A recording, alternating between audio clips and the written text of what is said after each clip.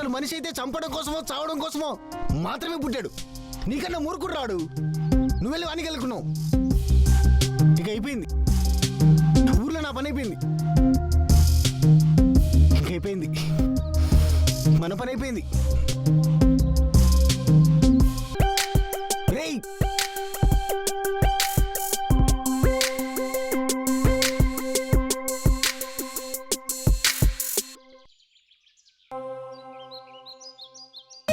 నేను నీతో తర్వాత మాట్లాడతాను. ఏరా అన్నయ్య, వదినతో మాట్లాడుతున్నావా? అంత లేదురా, ఆశ్రమం గురించి. ఇప్పుడు నిజం చెప్పు. అయినా అలాంటివేమైనా ఉంటే నీకు ముందే చెప్తాను కానీ అక్కడ జాబ్ ఎందుకురా, వచ్చేయచ్చు కదా. ఇక్కడ నచ్చికే కదా అక్కడికి వెళ్ళింది. అయినా ఆ టాపిక్ వద్దులే. అక్కడ ఎవరు నేను నడిపిస్తున్నాడా చెప్పు, బావా నేను వస్తాం. అంత సీన్ లేదా అన్నయ్య వాళ్ళకి. కానీ మన ఊళ్ళోనే ఒకడు ఫాలో అవుతున్నాడు. అవునా? ఎవడాడు?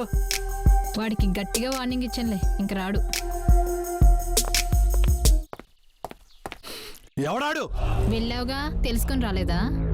నీకు తెలియకుండానే ఇంటి వరకు వచ్చాడో? నాకు తెలిసిన వాడైతే ఇంటి బయట వరకు కాదు, ఇంటి లోపలికి కూడా వచ్చేవాడు.